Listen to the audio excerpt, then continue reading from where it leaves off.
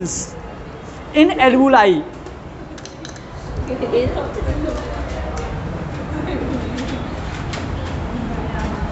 Gaseous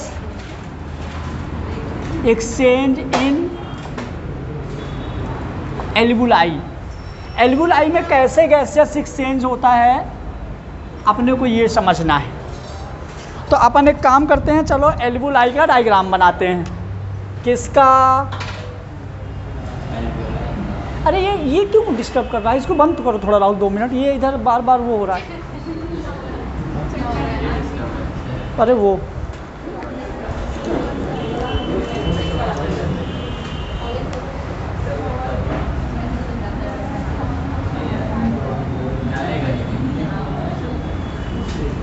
ये देखो क्या है, ये एल्वुलाई है। थोड़ा इसको डाल दो जल्दी से, थोड़ी सी। देखो ये एल्वुलाई है, इसके अंदर हम बना देंगे। एल्वुलाई के अंदर जो सेल्स होती हैं जहाँ पे रियल में गैसियस एक्सचेंज होता है ना, हम उनको बोलते हैं न्यूमेटोसाइट सेल।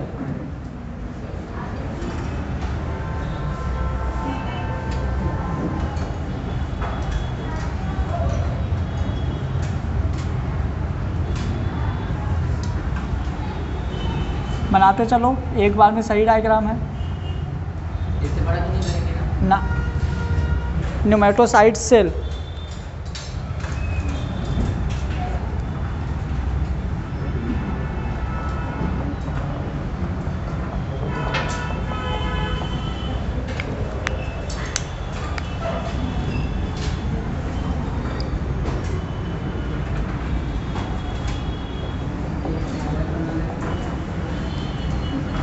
लंग्स में ब्लड कौन सी आर्टरी लेके आती है? लंग्स में ब्लड पल्मोनरी आर्टरी, याद है? तो अपन ने यहाँ पे बना देंगे pulmonary artery.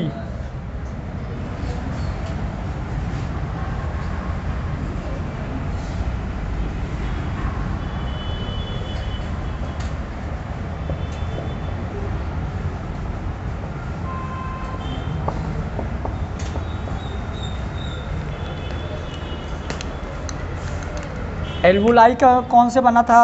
White fibre connective tissue.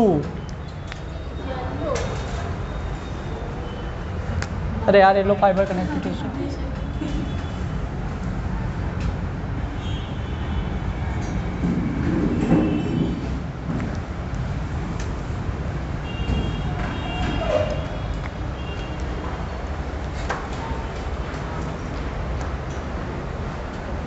PO2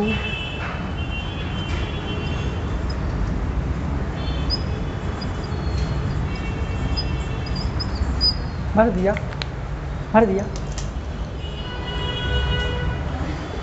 CO2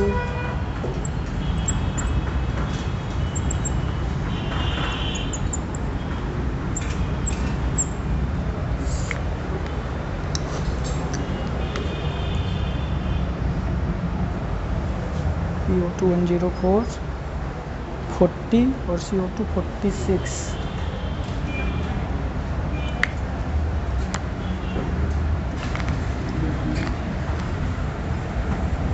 P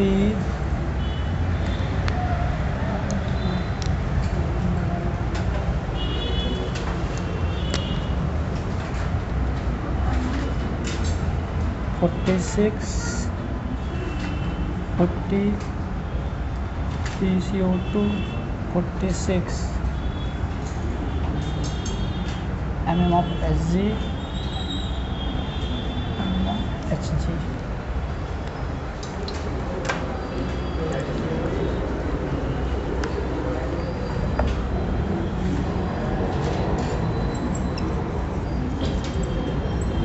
लो एक सेकंड समझ लो, काम हो गया अपना। इधर देखो सब लोग, देखो इधर, पहले फिर बाद में लिखना, बहुत इजी है।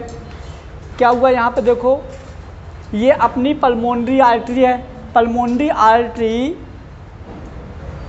राइट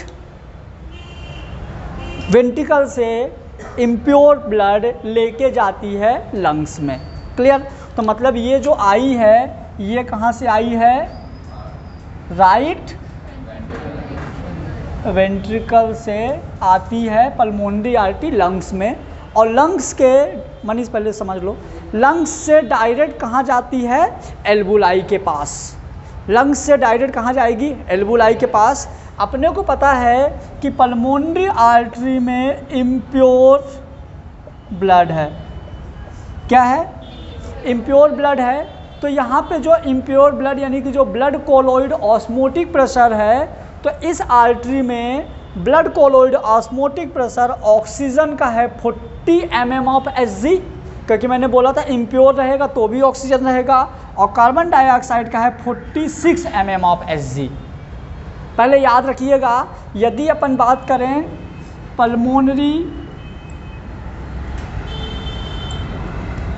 पल्मोनरी आर्टरी में प्रेशर की बात करें तो PO2 40 mm ऑफ और PCO2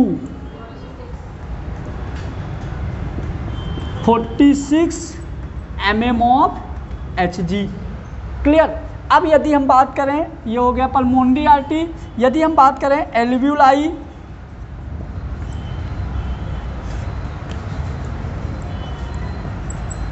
एल्वुलाई की बात करें तो एल्वुलाई में PO2 है 104 mm ऑफ Hg और PCO2 है 40 mm ऑफ Hg। समझ गया इतना? अब देखिएगा, ये दोनों एक दूसरे के कांटेक्ट में है, मतलब कि एल्वुलाई और आर्टरी एक दूसरे के टच में है, कांटेक्ट में है।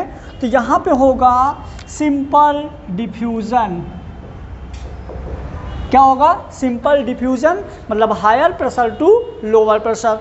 तो देखो एल्वुलाई में ऑक्सीजन का प्रेशर 104 है, इसके टच में ये है पल्मोनरी आर्टरी, तो ज़्यादा प्रेशर से कम प्रेशर की ओर जाएगी ऑक्सीजन। तो एल्वुलाई से ऑक्सीजन कहाँ चली गई?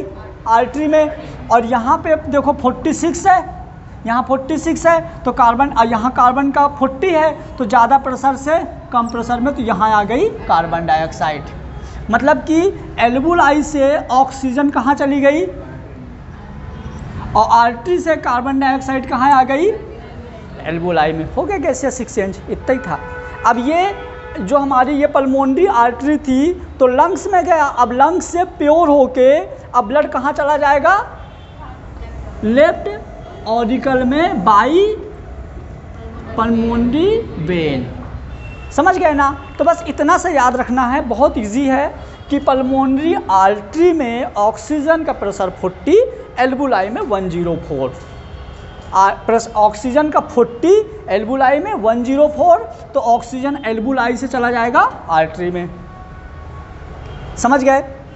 कार्बन डाइऑक्साइड आर्टरी में ज़्यादा, तो कार्बन डाइऑक्साइड आर्टरी से कहाँ आएगा? एल्वुलाई में, और एल्वुलाई से एक्सपायरेशन द्वारा बाहर निकल जाएगा। सिर्फ इतना सा डायग्राम था, बहुत इजी है। बस अपने को यदि आपको डाटा याद है ना तो 100% आप सही कर लोगे, क्योंकि यदि डाटा याद है तो इतना कॉमन सेंस तो लगा ही लोगे कि ज़्यादा से कम में जाएगा। तो यहाँ पे 104 mm ऑफ Hg से चला जाएगा 40 में, अब 46 से आ जाएगा 40 में।